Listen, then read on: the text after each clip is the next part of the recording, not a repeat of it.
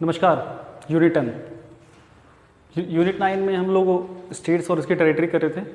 तो उसमें कुछ हमने बता दिया था कि कैसे लैंग्वेज के आधार पर कैसे स्टेट्स का फॉर्मेशन हुआ और स्टार्टिंग की जो कमेटीज़ थी, धर कमीशन हो गया, चाहे उसके बाद जेवीवी कमीशन हो गया, उसके बाद फिर अपना राज्य पुनर्गठन आयोग आ गया।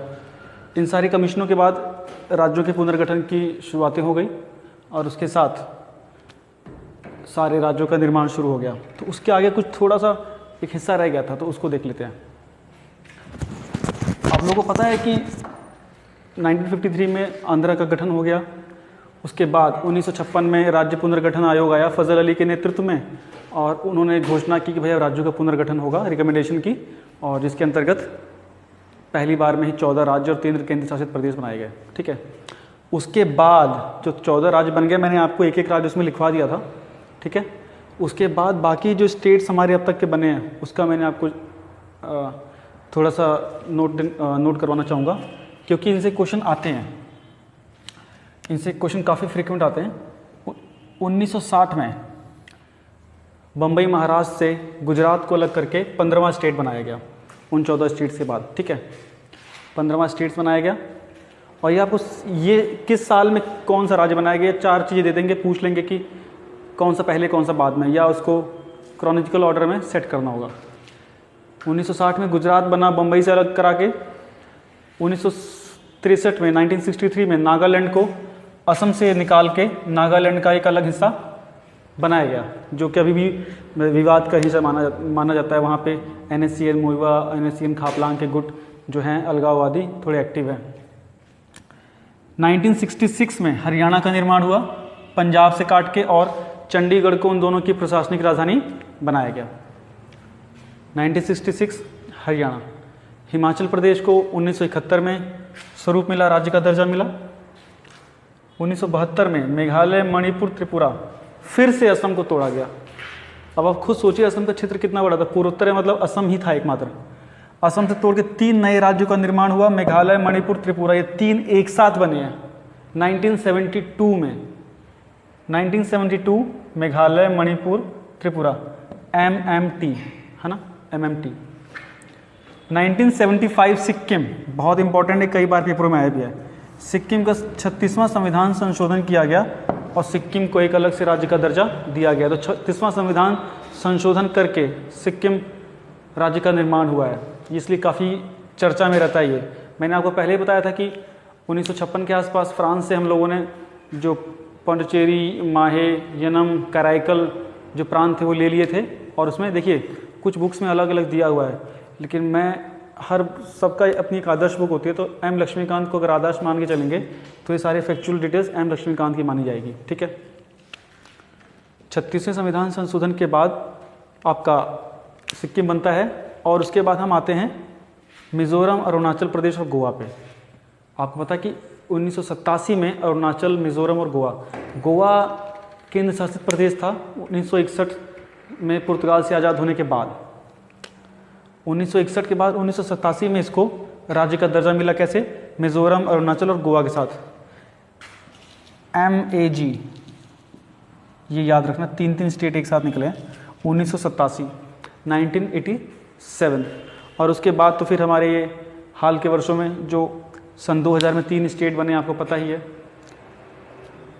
छत्तीसगढ़ 1 नवंबर 2000, उत्तराखंड 9 नवंबर 2000 और झारखंड 15 नवंबर 2000।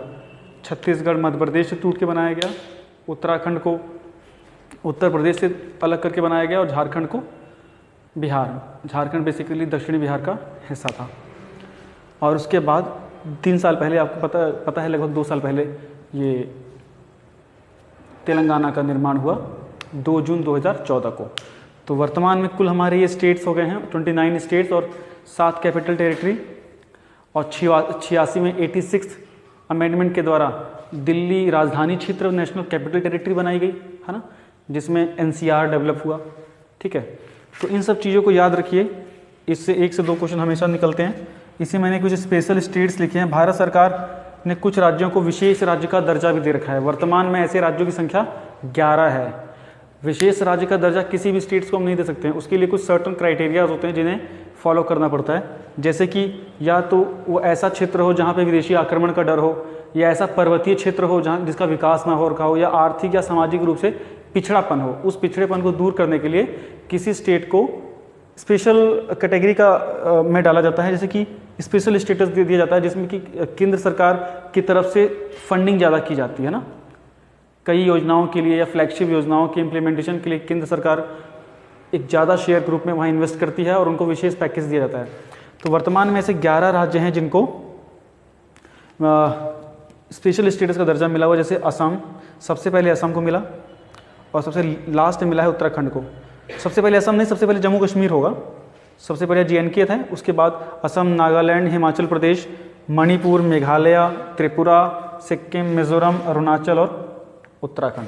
फिर रिपीट करें तो जम्मू कश्मीर, असम, नागालैंड, हिमाचल, मणिपुर, मेघालय, त्रिपुरा, सिक्किम, मिजोरम, अरुणाचल और उत्तराखंड। ये 11 स्टेट्स। क्लियर है?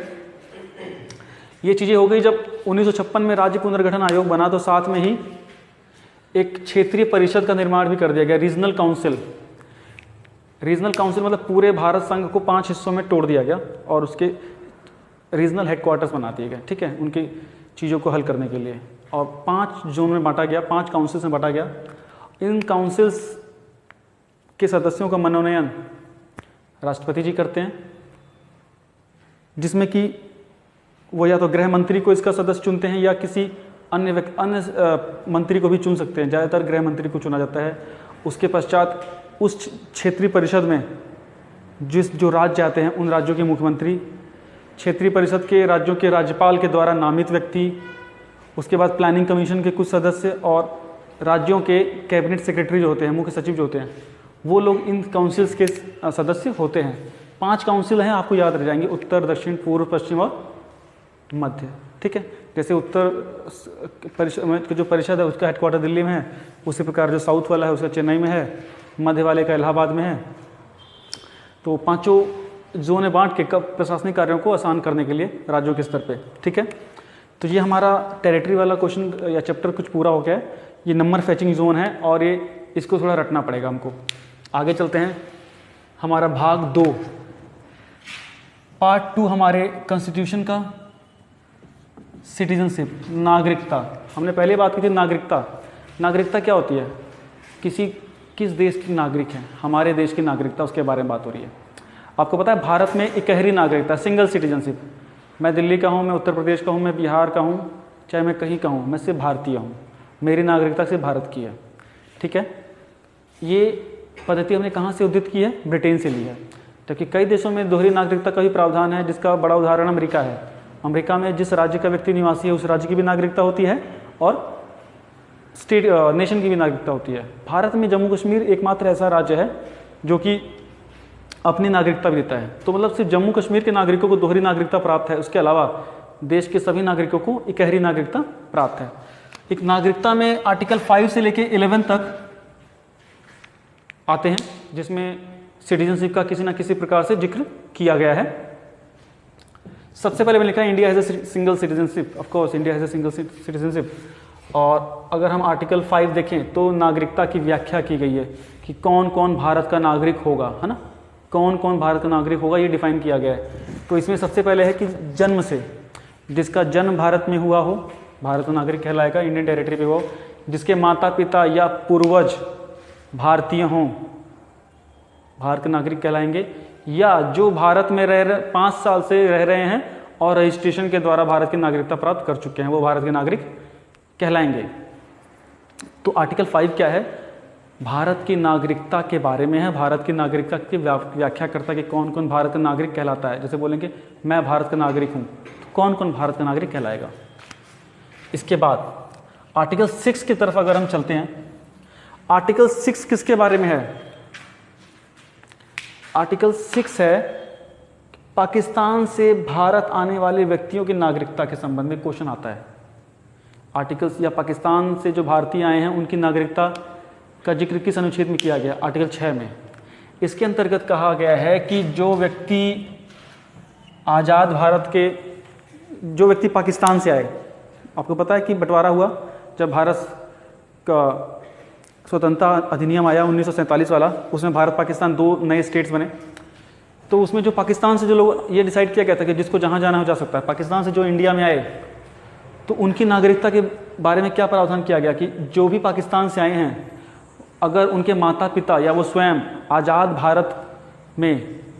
भारत के नागरिक थे, सॉरी ब्रिटिश भारत के अगर नागरिक रहे हुए हैं, तो ऑटोमेटिकली वो इंडिया के नागरिक हो जाएंगे। या जिनके पूर्वज या जो स्वयं 1935 के भारत सरकार अधिनियम के अंतर्गत ब्रिटिश भारत के नागरिक थे, वह भारत के नागरिक माने जाएंगे, उन्हें भारत की नागरिकता दी जाएगी। इसके अलावा जो 19 जुलाई 1948 तक भारत में आ गए, ठीक है, पाकिस्तान से भारत में आ गए और रजिस्ट्रेशन करवा लिया, वो भारत के नागरिक कहलाएंगे। 19 जुलाई 1948 के बाद आए लेकिन संविधान लागू होने से पहले आ गए, ठीक है, और 6 महीने का मिनिमम स्टे कर लिया उन्होंने और उसको रजिस्टर्ड करवा लिया अपने को, तो वो भारत के नागरिक कहलाएंगे। ठीक हो गया। आर्टिकल 7 कहता है कि 1 मार्च 1947 से लेकर 26 जनवरी 1950 के बीच में जो भी पाकिस्तानी माइग्रेंट्स आए हैं, आर्टिकल 7 भी पाकिस्तानी माइग्रेंट्स के सिटीजनशिप को लेके है। पाकिस्तानी माइग्रेंट्स आए हैं और 6 महीने की रेसिडेंस के बाद अपने को रजिस्टर्ड करा लेते हैं इंडिया में, वो तो भारतीय नागरिक कहलाएंगे। ये शुरुआती चरणों के लिए थे आर्टिकल, जिस समय कि भारत पाकिस्तान का बंटवारा हुआ था, लोगों का ट्रांजिशन जारी था, एक देश से दूसरे देश नागरिक जा रहे थे, कई प्रकार की समस्याएं थी, तो इसलिए इन चीज़ों को जरूर डाला गया कि बाद में उनकी नागरिकता को लेकर कोई समस्या उत्पन्न ना हो जाए। आर्टिकल 8 जो कहता है, आर्टिकल 8 कहता है उन लोगों की नागरिकता के विषय में जो भारत के तो हैं लेकिन कहीं और रहते हैं, भारत से बाहर रहने वाले भारतीय लोग, है ना, वो कैसे नागरिकता प्राप्त करेंगे, उसके विषय में इसमें जिक्र किया हुआ है कि भारत से बाहर रहने वाले लोग किस प्रकार नागरिकता प्राप्त कर सकते हैं। बहुत ज़्यादा इंपॉर्टेंट इसके लिए नहीं है। आर्टिकल 9 चलेंगे। आर्टिकल 9 है कि भारत की नागरिकता स्वतः ही कैसे खत्म हो जाएगी। ये अमेंडमेंट 11वां अमेंडमेंट जब हम पढ़ेंगे तो बताऊंगा मैं। आर्टिकल 9 है सिंपल कि किस प्रकार से भारत की नागरिकता खत्म हो सकती है। अर्थात अगर आप किसी अन्य देश की नागरिकता ले लेते हैं, अगर आप किसी अन्य देश की नागरिकता ग्रहण करते हैं तो स्वतः ही आपकी भारत की नागरिकता खत्म हो जाएगी। ये अनुच्छेद 9 कहता है आपके लिए, ठीक है। अनुच्छेद 10 सिंपल कहता है कि व्यक्ति की नागरिकता विधि की उपबंधों के अधीन है। मतलब किसी की भी नागरिकता परमानेंट नहीं है, वो कानूनी दायरे में कानून के अधीन है, ठीक है, अंडर लॉ है, कानून के उपबंधों से बंधी हुई है, परमानेंट कुछ भी नहीं है। जब तक आप रूल्स में, सेट ऑफ रूल्स में रहेंगे तब तक ही आपको सिटीजनशिप रहेगी। जहां आपने उसको वायलेट किया, आप उसके अगेंस्ट गए तो आपकी जो नागरिकता है वो रिमूव हो सकती है। अब मोस्ट इंपॉर्टेंट है आर्टिकल 9, आर्टिकल 11। आर्टिकल 11 ने अधिकार दिया है पार्लियामेंट को कि वो नागरिकता संबंधित किसी भी प्रकार की विधि बना सकती है, किसको नागरिकता दी जाए, किसकी नागरिकता खत्म की जाए, किन किन लोगों के लिए नागरिकता एक्सटेंड की जाए, किस किस कंडीशन में नागरिकता को रिमूव किया जा सकता है, इन सब पे लॉ बनाने का अधिकार दिया गया है पार्लियामेंट को। पार्लियामेंट हमारी सुप्रीम है और ये इसका जिक्र किया गया है आर्टिकल 11 में। आर्टिकल 11 में ही अमेंडमेंट करके नागरिकता अधिनियम सिटीजनशिप अमेंडमेंट 1955 किया गया था, जिसके अंतर्गत ये चीज़ें डिसाइड की गई थी कि ये दायरा बढ़ाया गया था कि कौन कौन भारत का नागरिक बन सकता है, जिसको हम फटाफट नज़र मार लेंगे। जिसका जन्म भारत में 26 जनवरी 1950 या उससे पहले हुआ है ना, वो भारत का नागरिक होगा। बाद में अमेंडमेंट में एक और चीज़ ऐड की गई कि माता पिता में से अगर कोई एक भी भारत का नागरिक रहा उससे पहले, तो जो उनकी संतान है वो भी भारत की नागरिक कहलाएगी, ठीक है। दूसरा पॉइंट, और कौन भारत का नागरिक बन सकता है? वंश परंपरा से, मतलब वंशज हमारे भारतीय हैं, दादा दादी भारतीय हैं, तो हम भी भारतीय हो सकते हैं, हमें नागरिकता उसकी प्राप्त हो सकती है। 1992 में इसमें एक और संशोधन किया गया, जिसके अंतर्गत ये बोला गया कि विदेश में बच्चे जन्मे की नागरिकता को लेकर संबंध था कि अगर माता की नागरिकता भारतीय है तो भी उस बच्चे को भारतीय नागरिकता प्राप्त हो सकती है। मतलब माता की नागरिकता के आधार पे विदेश में जन्मे बच्चे की नागरिकता के संबंध में ये अमेंडमेंट किया गया था 1982 में, और किस प्रकार उस बच्चे को इंडियन सिटीजनशिप मिल सकती है। नेक्स्ट है, और किस, ये मैं बता रहा हूं कि किन किन प्रकार से आज की डेट में आपको इंडियन सिटीजनशिप मिल सकती है। तीसरा है रजिस्ट्रेशन के द्वारा, ठीक है। रजिस्ट्रेशन के द्वारा मतलब कोई व्यक्ति जो 5 साल से कंटिन्यू स्टे में इंडिया में रह रहा है, पहले 6 महीना हुआ करता था, फिर बाद में संशोधन करके इसे 5 साल कर दिया गया। अगर कोई व्यक्ति 5 साल तक लगातार इंडिया में रहता है तो वह भारत का नागरिक हो सकता है रजिस्ट्रेशन करवाने के बाद। अगर रजिस्ट्रेशन करवा लेता तो उसे भारत की नागरिकता मिल जाती है, बशर्ते वो 5 साल से भारत में निवास कर रहा हो। अगला, आप ये कार्य कौन कौन कर सकते हैं, मतलब ये रजिस्ट्रेशन भी, ये ऐसा नहीं कोई भी करवा लेगा, ये रजिस्ट्रेशन कोई भी विदेशी व्यक्ति कर सकता है, एनीबॉडी, है ना। देखो कि वाराणसी में जाके लोग पड़े रहते हैं, हिंदू धर्म अपना लिया, सोए हुए हैं। दूसरा, भारतीय पुरुष से विवाह कर लिया, है ना, कोई विदेशी स्त्री हैं, उन्होंने अगर भारतीय पुरुष से विवाह कर लिया तो रजिस्ट्रेशन के द्वारा वो भारतीय नागरिकता प्राप्त कर सकती हैं। भारतीय नागरिकों के अवयस्क बच्चे, माइनर्स हैं, पेरेंट्स इंडियन हैं, माइनर्स है लेकिन बच्चे माइनर्स हैं, तो वो रजिस्ट्रेशन के द्वारा इंडियन सिटीजनशिप प्राप्त कर सकते हैं। उसके बाद राष्ट्रमंडल देश, कॉमनवेल्थ नेशंस के जो लोग हैं, जो यहाँ नौकरी कर रहे हैं या जो यहाँ रहते हैं, वो भी रजिस्ट्रेशन के द्वारा भारत की नागरिकता प्राप्त कर सकते हैं। कॉमनवेल्थ कंट्रीज़ वो हैं जो कभी ना कभी ब्रिटेन के उपनिवेश में रहे हैं, वर्तमान के 53 देश, ठीक है, 53 नेशंस। अगला है कि और किस तरह से हो इंडियन सिटीजनशिप आपको मिल सकती है, देशीकरण से, नेचुरलाइजेशन से। देशीकरण मतलब कि अगर आप कंटिन्यू 10 साल इंडिया में स्टे करते हैं तो आपको देशीकरण का सर्टिफिकेट दे दिया जाता है, जिसे नेचुरलाइजेशन कहा जाता है, और वो सर्टिफिकेट मिलने पे आप स्वतः ही भारत के नागरिक कहलाते हैं, ठीक है। भूमि अर्जित होने में, मान लीजिए भारत ने कहीं अटैक किया, उसका कुछ हिस्सा जीत लिया, तो उस हिस्से के जो भी नागरिक हैं वो इंडियन हो जाएंगे ऑटोमेटिकली, ठीक है, वो बाय डिफ़ॉल्ट इंडियन हो जाएंगे। समझ गए आप। ये कुछ क्लॉजेज हैं, आर्टिकल रिलेटेड हैं। आर्टिकल इसमें 6 बहुत इंपॉर्टेंट है, आर्टिकल 11 बहुत इंपॉर्टेंट है, आर्टिकल 9 बहुत इंपॉर्टेंट है। अब आर्टिकल 9 के मैं कुछ और क्लॉजेज बता दूं कि आप कैसे भारत की नागरिकता आपसे छूट सकती है। पहला, आप किसी अन्य देश की नागरिकता ले लेते हैं, छूट जाएगी। उसके बाद आपने कोई भी देश के हित में कार्य किया, आपकी नागरिकता छूट जाएगी। आपने संविधान की प्रतिष्ठा को ठेस पहुंचाई, संविधान के अगेंस्ट में जाके कार्य किया, तो आपकी नागरिकता जा सकती है। आपने युद्ध काल में या शत्रु की तरफ मदद की, शत्रु का साथ दिया, आपकी नागरिकता जा सकती है। कई मतलब किसी भी प्रकार से अगर आप देश के साथ प्रतिघात करते हैं, है ना, तो आपकी नागरिकता छीनने का उसे पूरा अधिकार है। और 11वां बहुत इंपॉर्टेंट है कि किस आर्टिकल के तहत भारत की संसद को अधिकार दिया गया है कि वो नागरिकता के संबंध में कानून बना सके समय समय पर। आर्टिकल 11, आर्टिकल 11 की वजह से ही 1955 का नागरिकता अधिनियम आया, जिसके अंतर्गत क्लियरली डिफाइन की गई चीज़ें कि किस प्रकार से हमारी नागरिकता में क्या क्या क्लॉज डाले जाएं और कैसे कौन कौन एलिजिबल हो सकता है। इसमें थोड़ा सा टॉपिक रह गया है नेक्स्ट क्लास के लिए, जिसमें है कि हम एनआरआईज वगैरह के बारे में, ओवरसीज़ इंडियन कम्युनिटीज़ जो है उसके बारे में, उनके पावर, उनके राइट्स के बारे में थोड़ा सा पढ़ेंगे। और फिर कंटिन्यूसली हमारा बहुत जो बड़ा टॉपिक शुरू होने वाला है फंडामेंटल राइट्स का, और जल्दी से फंडामेंटल राइट्स शुरू करेंगे। Thank you so much.